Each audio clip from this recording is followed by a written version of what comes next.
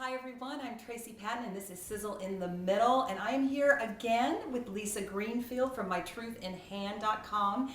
And you know what we said last time? We were talking all about the lifeline, and Lisa had some really cool things to say. And then she's got more lifeline stuff, so we're going to keep going with the lifeline. So what did you say? We took a little trip, so I wanted to point out how easy it is to see that literally those lines on your hand are like a road that your mind is taking, you know? Somebody once said that her mind was a bad neighborhood she couldn't get out of, and I thought, ooh, perfect analogy here. But this is a neighborhood, this is really interesting because we had to continue. We'll get back to the offset little finger. Oh yeah, because we were talking about this offset finger, which is really interesting too. But well, that's next time. One thing at a time. Yeah, because in this, look, she literally has an amazing track her life has been on. Here's her original lifeline.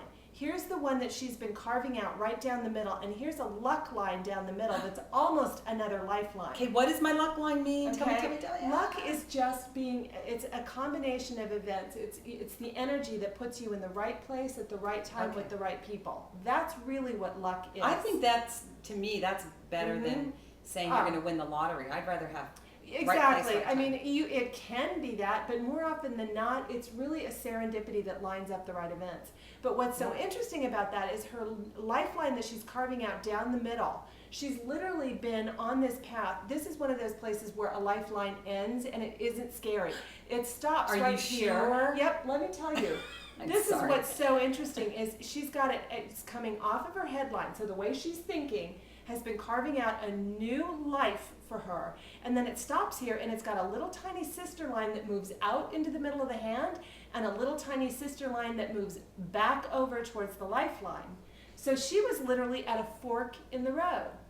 You're right. I mean, and when was that? That's right now. I'd say that's been the last 3 to 6 months. You know what? You are right. I have to say you are absolutely right about it. Well, and what's so fun is the fact that when she has a chance to see this map and you can understand what you're looking at, you can give yourself permission to keep moving that line out, because the more a lifeline moves into the hand, the more life you're willing to experience. You know, I wanted to ask you about that. So you're saying that the line can change. What causes, do you know what causes the lines to start to change? Absolutely.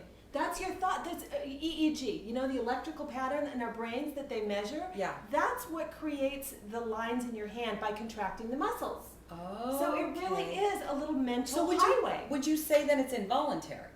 So no, it's not involuntary. But I mean, I can't sit here and do this all day long and hope for the new lines. That's the thing is we try and take it from the outside in, and for the most part, what happens is it's when you change the mind, you change the line.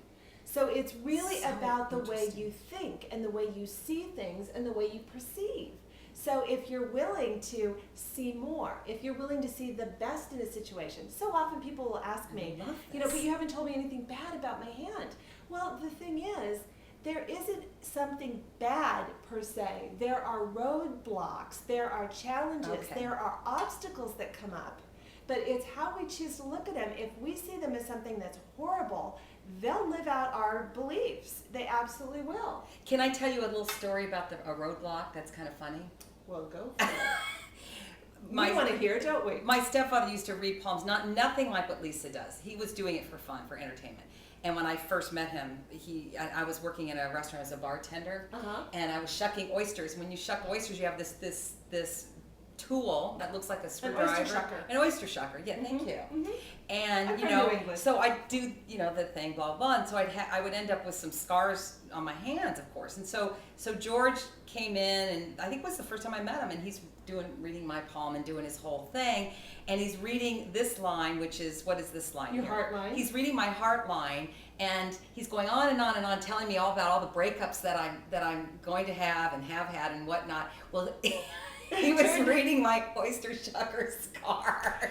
But what's interesting about that is there are no accidents. He put the thought in my head. But no, there are no accidents. And one of the things that happens when you've got an injury, it's always interesting to see where it shows up on the hand. Okay. And the fact is, right you here, were wounding yourself on your heart line. It's like, but the good news is you are the person who can change that as well. So if you understand that you're creating it, you can make a different choice and you can take care of that. Okay, let me get this straight. So the oyster shucker scar Yeah. acted as somewhat of another path for me. Well, it flagged a path that That's was what already in you. Okay. So it literally, back to that luck line, things line up. So it's like if you think that, you know, you have to dig deep, push hard, you know, because one of the things with an oyster shucker is you got to really put some pressure on it, but you got to do it with finesse. It's bringing back awful memories. So, but to make the correlation, relationship-wise, if you have a little more finesse and a little less pressure or force, you don't wind up so hurt. Lisa, you are a magician.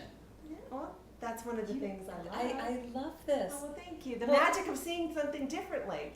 And this has been so great. Thank you. And we're going to come back next time with Lisa again. The offset little finger. This offset finger is going to be really interesting. So check us out next time. For now, I'm Tracy Pattin on SizzleInTheMiddle.com. And I'm Lisa Greenfield with MyTruthinHand.com. Thank you for coming. We'll see you next time.